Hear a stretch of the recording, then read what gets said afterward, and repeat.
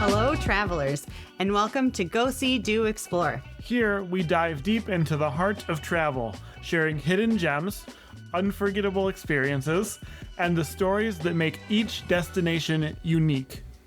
Whether you're a seasoned traveler or dreaming of your next getaway, you're in the right place to get inspired. I'm Christopher. And I'm Ashleigh. And together, we'll set the course for your next great adventure and discover the stories that make each place unforgettable. It's time to go, see, and do more. Let's explore.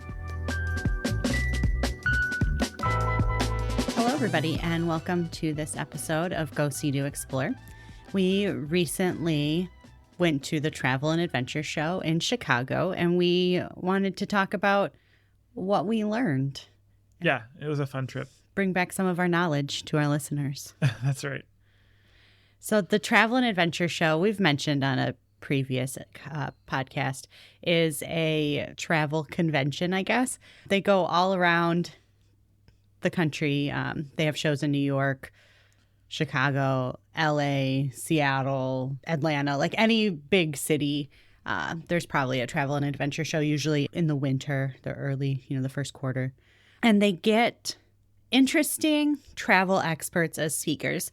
I feel like that's pretty much why we go, is to see the speakers. There's also, they'll have booths from travel agents trying to sell you things. And more interestingly than the travel agents, there'll be booths from destinations like tourism bureaus are there trying to convince you to come to their place. So we definitely prefer those booths over the ones that's like, buy this tour that's three times more expensive than you could do it on your own. Yeah. But it's always fun to see what is out there to see.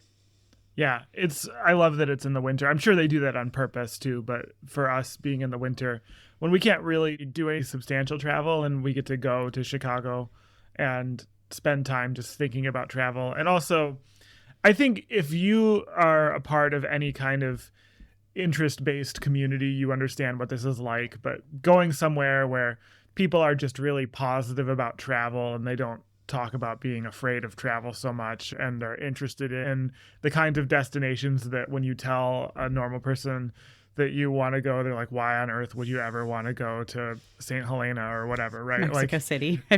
Which is like a pretty normal place to go. And so it's nice to be in that environment too, where everyone's like really amped up on travel and travel ideas. Yeah. So the first speaker that we saw was, I think, kind of the headliner for this Chicago show. And that is Andrew McCarthy. You might know that name because he starred in, was it Pretty in Pink? Yeah, he was in Pretty in Pink. Okay. And he was in some other movies in the 80s too. And he's still an actor. We looked at his IMDb afterwards, and he had a regular role on The Resident a few years ago. And he's a director too. Oh, yeah. But he is at the show not so much to talk about, his movies and television, No. But he is also a travel writer.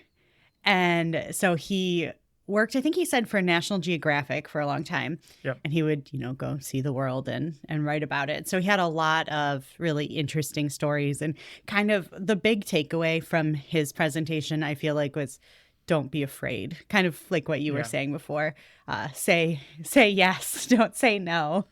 And he had some really, really cool stories about, he was in his 20s in Ireland with a friend, before the internet. And so they wanted to extend their stay in this town in Ireland. They already had train tickets. And so they went to, I don't even know what this place was. It sounded like it was just at somebody's house. Yeah, I think so. And this lady was just like, I guess, calling the train company, trying to change the tickets. And he said, while my wife works on that, why don't I take you to the golf course and we'll golf 9 holes? And he's like, oh, no, thank you. But his friend was like, yeah, let's do it. And then, the story evolved. I'm not just going to tell his story word for word because it's not my story to tell. But then he ended up getting a lifetime membership to this golf club and keeps returning to this place in Ireland. And that's where he met his wife and all this stuff. So like that introverted part of us is like, oh, no, that's too much small talk. None of that. Like, don't be afraid of things like that because it could end up being like a life-changing moment. Yeah. It was a good talk, and it made me feel some things. I'm not going to get into the details here, but there was a trip that we didn't take a couple years ago, mainly in the name of price. It was just going to be a stretch for us to be able to do it. I now have a lot of regrets about not doing that, because I think when you're doing that math, you think about, okay, here's all the money I have to pay, and then here's my itinerary, right? I've realized this about myself, is I look at the cost of the itinerary actually, and I make a lot of value-based judgment on like, is this trip worthwhile? But what I've never factored are the things that you don't even know are going to happen. And that's the thing that I was just like, oh shoot, like, yeah, I should have taken that. It would have been worth it. I know it would have been worth it. And so in the future, this may change. Not saying that, okay, so I'm just going to take expensive trips. The cost is only one factor, right? But I think it's, even for us who are, I believe, pretty open-minded travelers, I think it's a bit of a mindset shift for me to be even more open to uncertainty and things that you don't expect. Right. He also had a crazy story about walking the Camino de Santiago. Yes. And how, like, 3 days in, he absolutely hated it and which wanted is not to quit. surprising. But then just one day he woke up and he said that fear was just gone. And he said it was like one of the most life-changing trips, and to the point that he, years later took his son on that trip and they did the 3-week walk through northern Spain. So yeah, people say the same thing too about the Appalachian Trail. I've met some through hikers when hiking. It's been a long time now, but I've met people who are doing the Appalachian Trail while they're doing it, and a lot of them would talk about how like they'd just be miserable in the beginning, and then like after a few days or after a few weeks or whatever, you either quit or you're in it. Like it's one of those. The next speaker is the one we've seen before, and that's Angel Castellanos. He has a YouTube channel. It is The Tour Guy is like one of his main brandings, so to speak. And they do tours. Like you can book tours through them, especially in Europe. Yeah, and Tour Guy, I believe, is European focused. Mm-hmm. He's a really savvy traveler. He has a lot of very helpful techniques and tips. He's a bit of a strong personality, and I think we'll leave that there. But I find him to be very helpful in terms of like detail techniques about efficient travel. Yeah, packing. He gave us a lot of good ideas the last time we saw him a few years ago at the travel show. Specifically, we went to a talk he did just about apps for travel, and he had a lot of really good information there, which you can go back to our app episode, which I can link in the show notes if you're curious about what apps we use when we travel. Yeah, it's always interesting to watch him. His presentations are entertaining. Yes. And it's very good, like very like rubber meets the road kind of. Get this suitcase, get this packing cube. Some of that is, I'm sure, brand endorsed, but like the techniques, the strategies are really solid. Yes. He travels a lot, and I think anyone like that travels a lot just really cultivates like very specific, detailed and helpful ways that they travel well. His big thing too is about making sure that you buy tickets in advance so you're not waiting in lines. Yeah. He's also big into carry-on only. Yes. Which we did a whole episode on that. The next big name that we saw is Pauline Frommer, who is the daughter of the founder of the Frommer's Guidebooks. And what's his name? Arthur. Arthur, okay. Arthur Frommer was her father, and he passed away in November, I believe she said. And so this whole talk was about the things that she learned from her father. And, I feel like everybody that travels is aware of the Frommer's name, but I didn't know. There was just so much about him that I didn't know. That he went to law school, and upon graduation, he was the only member of his class that got drafted to the Korean War. But he spoke 3 languages, I believe. Or 4, maybe. Yeah, he spoke many languages, and so he got lucky, and he wasn't sent to Korea. Russian, German, Spanish, English, I think. Yeah. The 4. He was sent somewhere to Europe as a spy. Berlin. Yes, Berlin, and he was a spy. And while in Berlin, he was using all of his downtime to see Europe. And so he wrote a book that was like the GI's Guide to travel or something. In Europe, yeah. Yeah, something like that.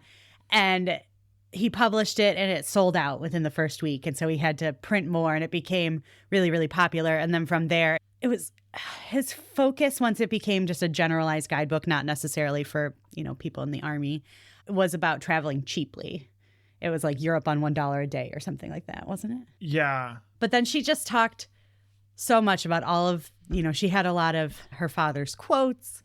And it was very inspirational. She also had a talk about where the American dollar can stretch the furthest in your travels. It was a really good talk. I always enjoy seeing Pauline Frommer.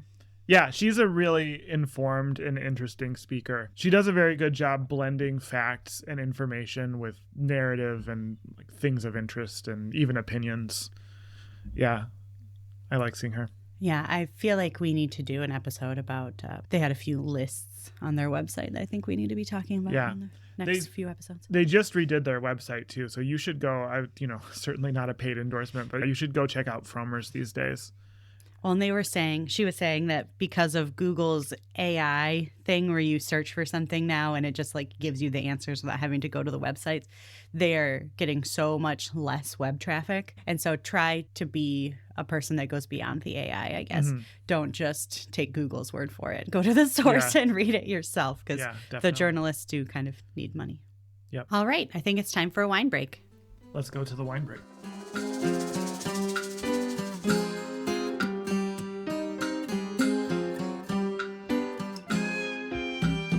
We're here for the wine break. It's 10 a.m., so this is going to be a wineless wine break. And just give you that disclaimer up front. We're not going to pretend to drink anything. So when we were at the Travel and Adventure show, Croatia was there. Croatia was like the country sponsor. And so they had a whole bunch of booths. Looks really cool, by the way. I would definitely check that out. But one of the things they had there was they were sampling Croatian wine.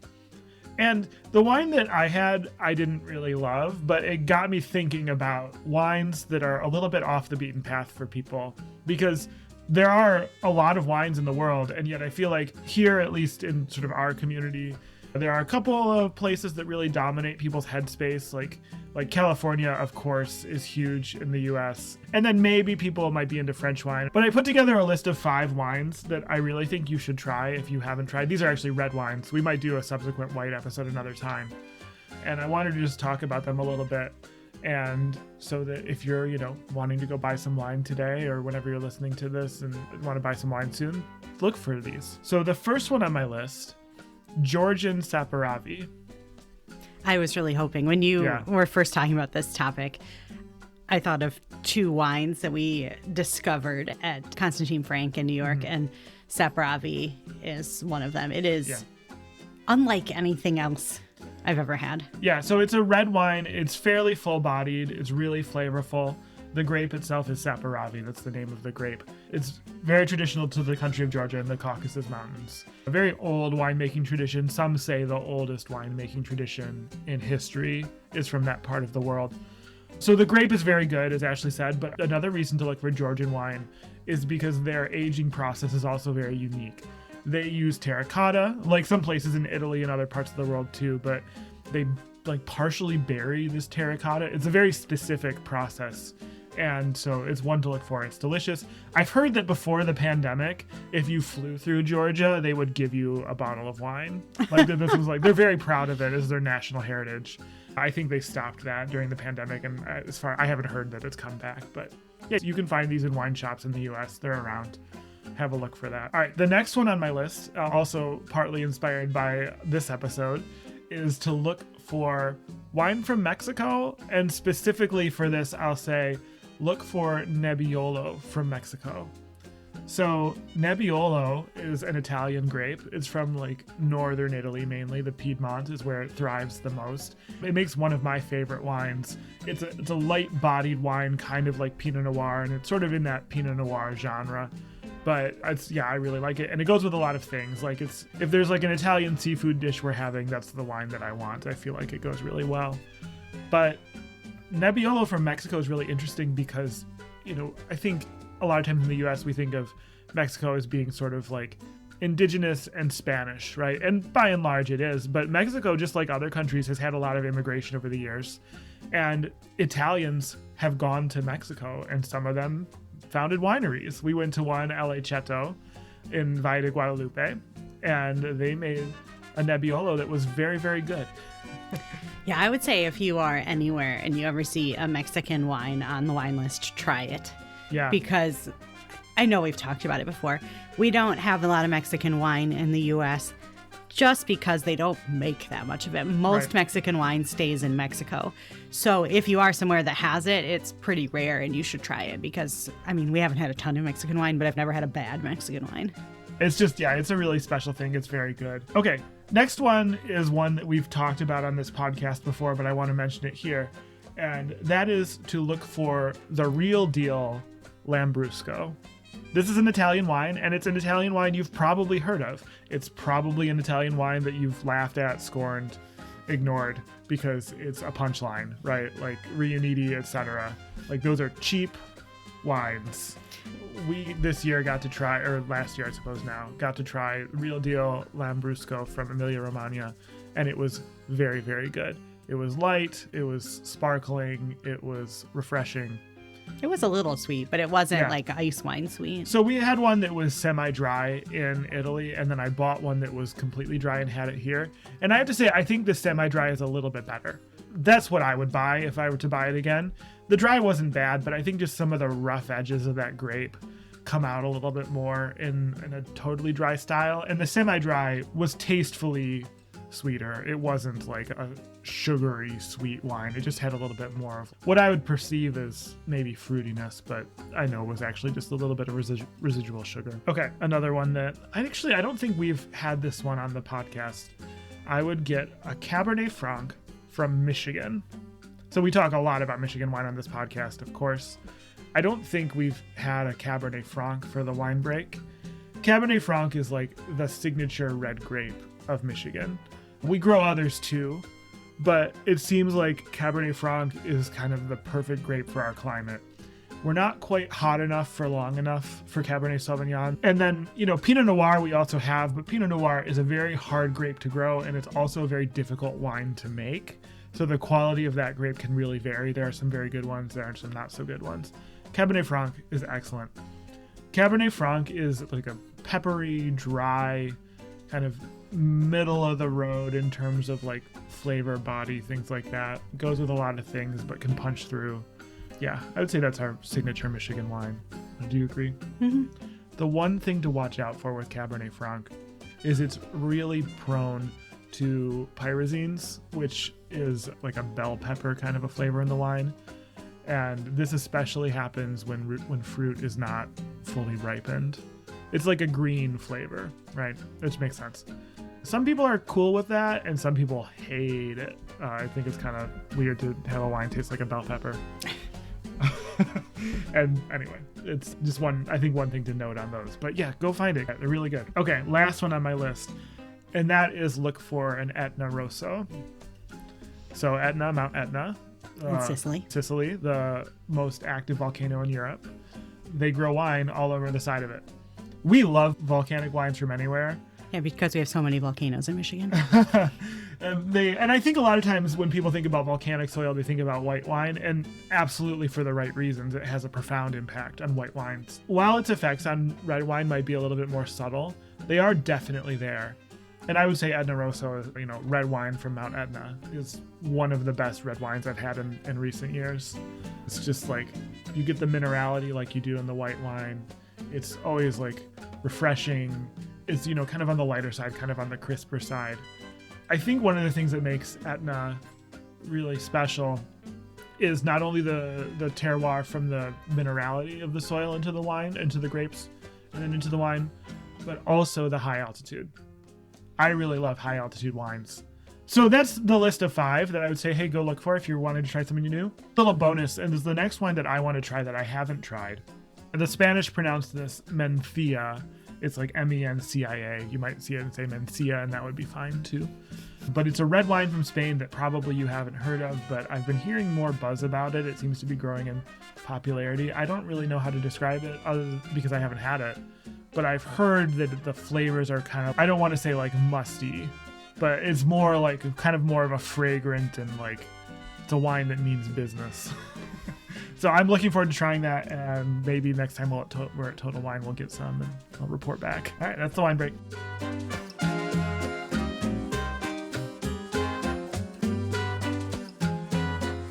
Day 2, we started with maybe my favorite one, and I'm glad I get to talk about him, and that is Russell Hannon. Russell Hannon is a travel expert very much in the vein of Angel Castellanos. There's similar kinds of things, but he's a very different person. He's Canadian, and he has I say this with love, he has a very Canadian energy. which I am always excited for. He also, we learned this time, has a Six Sigma background, which when he said it doesn't surprise me at all, because his approach to travel very much is like optimization, the removal of waste, the management of time and resources. When I say that, it sounds very dry and boring, but his presentation of it is not that way. It's very interesting.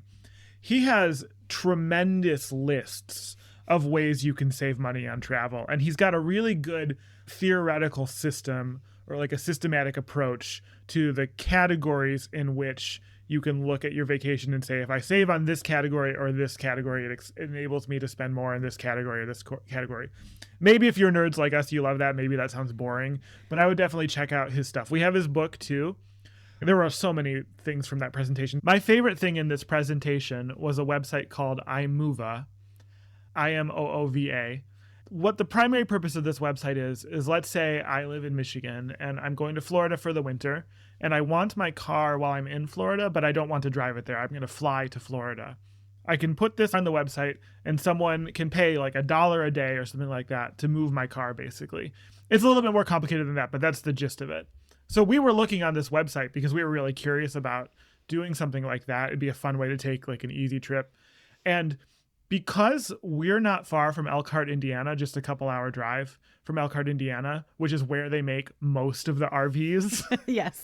I don't know why that is, Yeah. but all of the big RV manufacturers There are an absolute ton of listings of moving new RVs from Elkhart to like places all over the country. And a lot of them are towables. Some of them our truck could potentially pull. Some of them our truck couldn't pull, too heavy. But there are also some drivables too. And so we could rent like a drivable RV and go from Elkhart to Seattle, Washington, take up to 2 weeks. And the total cost was like $200, and they give you a tank of gas. Compare that to something like Outdoorsy or RV Share, where you're paying that's not even one night probably. Right. So you're a little bit more limited in what you can do. Obviously, you can't do literally whatever you want, but you're paying almost nothing for these. Right. And so we're definitely going to do this. It's just like, why not? Even though we have a camper and we like it, I can work from the road. If it's the summer, let's just get in one and go somewhere. Who cares, right? Well, and you said too, there was a lot, you looked in Europe, and Yes. there was a lot from Faro, Portugal to various places in Spain. Especially Madrid. There was a lot of Faro to Madrid, and then there was some others. All the ones in Europe were in Portugal, Spain, and France that I saw when I looked. And this can change. They change because it's literally just, when someone puts one on there. My suspicion is that there's some sort of a camper van business that has people renting them from the Madrid area and going out to Portugal to the sea. And so they need people to bring them back. That's my suspicion. But anyway, yeah, definitely check that website out, because I was like, this seems stupid not to do, But that was overall Russell Hannon. Yeah, he's got great tips. I would go sign up for his email newsletter and all that. You'll get his lead magnet or whatever. It has this huge list of all these different ways you can save money. Yeah, his website, I believe, is breakthetravelbarrier.com. That's it. And we can put a link to his book in the show notes as well, because Yes. it's also full of those kinds of tips. Indeed. The last major speaker that we saw was Scott Mayorowitz. He was involved in the Points Guy, which I'm assuming if you are listening to this, you have heard of the Points Guy. It's a big travel website, mostly focused on using points and miles to travel. So he had some tips in that area, but most of his talk was a little bit more generalized travel. Yeah. He now works as a consultant for travel brands. So his angle was much more on like how to get around many of the inconveniences that brands impose upon us. And that was helpful. Yeah. Do you have any takeaways from that? Well, one, I was going to mention this later, but I'll mention it now. He, along with several other speakers, mentioned that to sign up for AARP, you only have to be 18 years old. There's no requirement that you're a senior citizen. You can sign up for AARP, and then you can get the AARP discounts basically at any age, 18 or older. He suggested people do that, as well as a couple other speakers. That's kind of like, I don't know if they all went to dinner the night before or something like that. They were all, like all the speakers that were talking about this, but it came up a couple times. Yeah. Do you know how you could save money? You could join AARP. Like, I never would have thought of that. Yeah. Yeah. He also had a thing, which I had never experienced until this weekend when we were in Chicago, but So our thermostat in our hotel room in Chicago was motion based, and it was terrible. It was cold that weekend, and I think it was set when there was no motion to like 60 degrees. It was so cold. And so if you're just like sleeping or just like sitting in the room working, it would get cold. And he posted a video of how to like hack your thermostat. And yeah, we didn't end up doing it, but if we were there for longer, I may have done it. We may have done it, yeah. And so you can override these thermostats, not just for motion, but also if they have like upper or lower bounds set and you want to get around that, there's like, you can go online and figure out how to use the override to do whatever you want. Yeah, I had never experienced a motion-based thermostat like that. It was really stupid. That was new. Yep. I was not a fan. No. So overall, what were your big takeaways from the travel show? Well, I'd say number one, just the inspiration of, travel is valuable and important. And it's not like we live our lives thinking that's not true. I mean, obviously we do a podcast about travel and all these other things, but I still think like kind of moment to moment, sometimes I'm like, maybe I'm too into this. Maybe I should focus on more like basic everyday things rather than like doing flight searches for an hour. And maybe I shouldn't just do random flight searches that much, but no, I mean, like I want to continue to organize my life to be able to travel absolutely as much as possible. And being in that environment allows you to just think and see all of the different possibilities. There's these endless possibilities of places to go and things to do and people to meet and things to learn. And it just leaves me really amped up to travel more. I also signed up for a bunch of giveaways. And he made a new email address so to not clog up his and I did not win anything. Wah, wah. So disappointed. It's just so inspirational going to the travel show. And even though a lot of times now I feel like since this is our third year going, a lot of these tips aren't new for us, although we did still find some new tips that we hadn't heard before. There's just something about having all of these people with a shared passion in one room. Yeah. We enjoy it. Yeah. We did encounter some new tools. I mentioned iMova, but there were some other ones too. New searching tools, things like that I haven't used yet, and I intend to play with some of them here in the near future, and then we can talk about them in future episodes. So while our time spent in Chicago was mostly at the travel show, we did kind of want to talk about our little weekend getaway in the Windy City. Yes.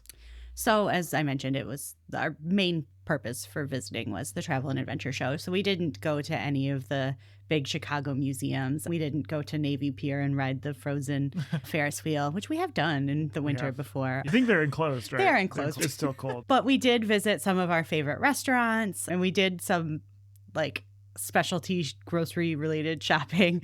People talk about going to Chicago and, shopping the Magnificent Mile, but we have some very specific stores. We have some very specific food related to in Chicago. Shopping.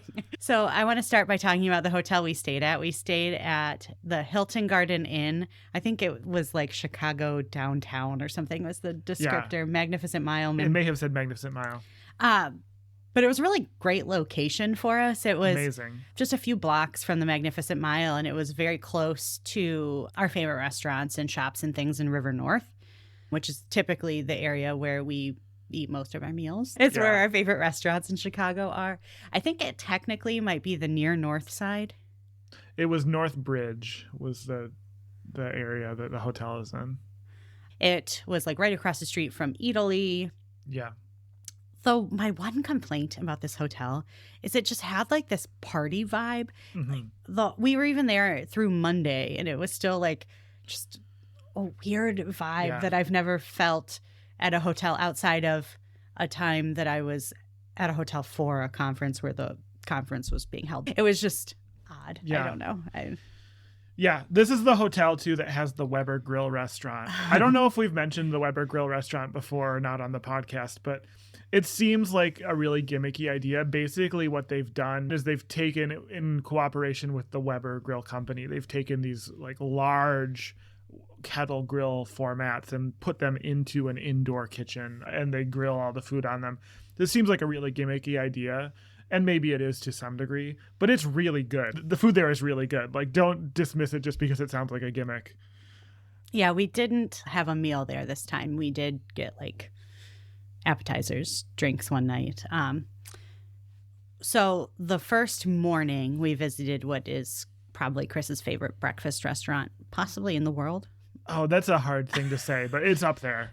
Yeah, I don't know that there are many other breakfast restaurants that you... But anyway, it's Beatrix. They have a few locations around the city. There was even, I think it was an Eater article I was reading about deep dish pizza. And yeah, they have a food market kind of over by the Willis Tower. Apparently, Beatrix has a very good deep dish pizza. Oh, we've only been there for breakfast. We've only been there for breakfast, and they have like an espresso bar, and then they have a regular bar. But yeah, the food there is always very good.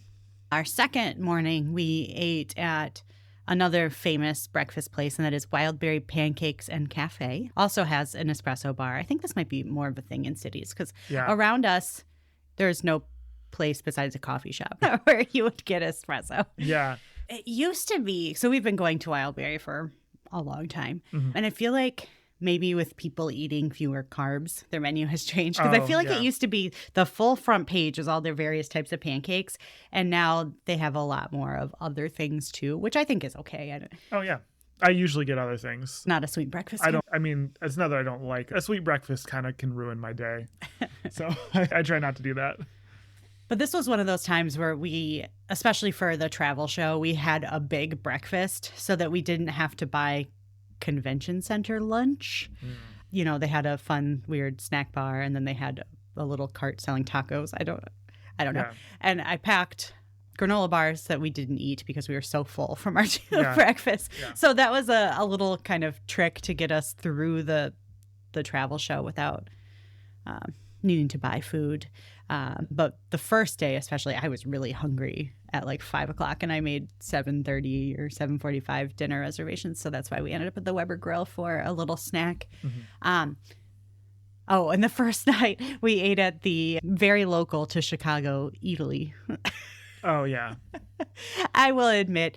So ever since we've been back from Italy, I know we've talked about this on the podcast, we're searching for authentic Italian food. Mm-hmm. Just like we were with Portugal a few years ago too, but we basically gave up. Authentic Portuguese food is very hard to find in the U.S. Although there was that one restaurant in Sonoma that was very good. Yeah. But anyway, we're not talking about Sonoma right now. So we went to Eataly. It was 1,000,000 degrees. So Eataly, at least the one in Chicago, has two different restaurants. There's one that's like La Pizza and La Pasta, and then we went to Vino and, I don't know how you say and in Italian, but we went to what I would assume would be a little more upscale than the pizza and pasta one. And with the exception of that weird fondue, everything was very good. Yeah, it was Northern Italian was the specialty this time. They rotate, it seems like. So the downside to that, even though the food was very good, is we don't really have any kind of emotional connection to the food of Northern Italy. We went as far as Emilia-Romagna and Venice. I almost didn't say Venice because I don't have any emotional connection to that food either. But no, this was I think it was like Alpine food. So yeah, the food of the Dolomites. But I had some sausage on the polenta, and I'm learning that, hey, Italian sausage, pretty good stuff. Yeah. I had short ribs with polenta. Mm-hmm. We both had polenta. Even though they were doing this Alpine pop-up, they still had the pastas and things like that on their menu. But this just sounded the most interesting. Yeah, so. All that stuff. I'm sure it tasted great, but none of it seemed that appealing to me compared to something more special. But I will say that their menu was very authentic Italian. Yes. There was no spaghetti and meatballs, fettuccine Alfredo, none of that. So that was pretty cool. Are you telling me they don't eat spaghetti and meatballs in Italy? They eat spaghetti and meatballs, but not together. Yeah, that you can't imagine. Or anytime you see chicken on pasta.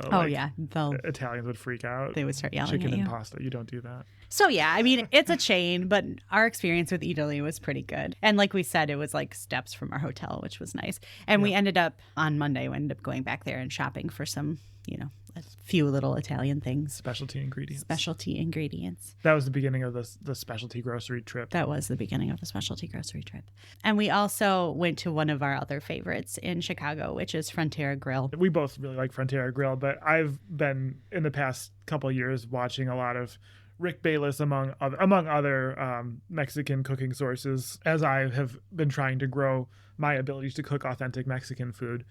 And Frontera is, that's his primary restaurant. The food there is always really good. It's very interesting. His restaurant is known, I say his restaurant, not just him, because it's not just him these days. He has, of course, there's a chef for Frontera and all that too, and a whole staff, many of whom are from Mexico or have Mexican roots themselves. It's a combination of very traditional Mexican cuisine, but with a lot of kind of modern takes and things too. And it's just, it's a really fun place to go. And they have a few Mexican wines on their menu. Yes, I'm always excited for Mexican wine. And I forgot to mention at Italy, too, their wine list was incredible for Italian wines. I guess that isn't surprising. But yeah, although there was something they didn't have that I wish they did. Oh, they didn't really have much from Emilia-Romagna. Yeah. Hey, Italy. Go check out Emilia-Romagna wines. They're pretty good. Oh, and then our last meal on Monday, we had lunch at Pizzeria Uno, which I feel like this list just makes us sound like huge tourists. We had never been to Pizzeria Uno. No, we had never been to Pizzeria Uno. We've had a few different Chicago We deep know dish. that you don't have to tell us that it's not the best one. We know that. But we had never been there. So we're like, well, we have to go do this one. Right. Because it's the original. After the fact, I was looking, and it seems like people say, what's the one that fell in? Pequods. We said it at the same time. Mm-hmm. Pequods and then Lou Malnati's. People say are the best. So it makes next sense. time we'll go to one of those. But we've done Giordano's. We've done Gino's East. So we've figured, and once again, that was also just steps from our hotel. And then Pizzeria Duo was like 10 steps from our hotel. Yeah. So, and then, we did our specialty grocery shopping. So we went to a place which is in Old Town Chicago. Is that correct? Yes. That is the Spice House, which we've been buying spices from them online for a really long time. Yeah, I first learned about the Spice House from Elton Brown, actually, like years ago. And I've been buying spices from them for a few years. We don't buy all our spices there. Like, we still buy some spices at the grocery store.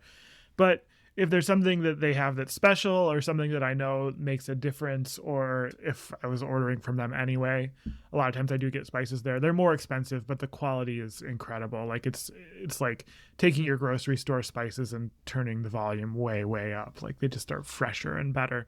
One thing about the Spice House you should know, again, not a paid endorsement, is that for most of their spices, they have these flat packs. So it just comes in like this sort of cardboard, this like lined cardboard sleeve with a zip top. And they will ship those for free first-class mail.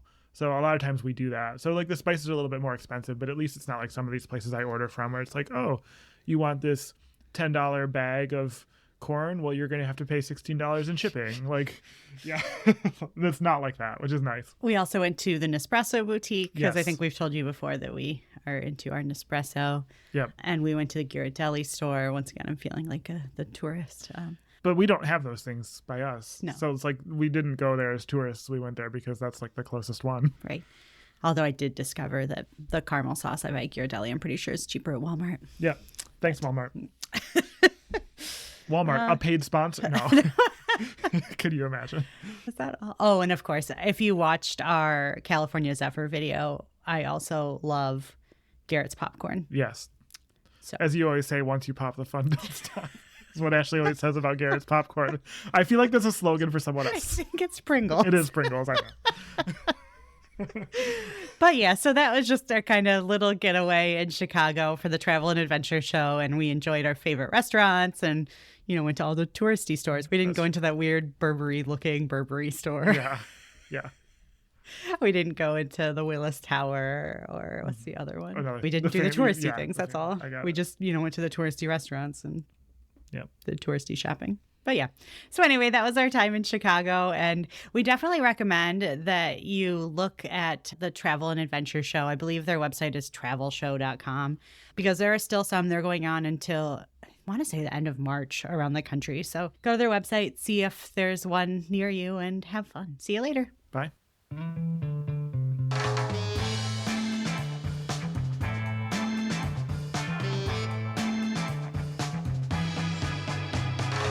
That's all for today's episode of Go, See, Do, Explore. Thank you for joining us and sharing in the wonder of travel. Keep the spirit of today's adventure alive by checking out our blog at goseedoexplore.com for even more travel inspiration. You can also get in touch with us by emailing us at podcast@goseedoexplore.com. And don't forget to rate and review us wherever you listen to your podcasts. It really helps fellow travelers find us and join our community. Until next time, keep exploring, keep dreaming, and keep traveling by any means necessary. I'm Christopher. And I'm Ashleigh, bidding you farewell and happy exploring.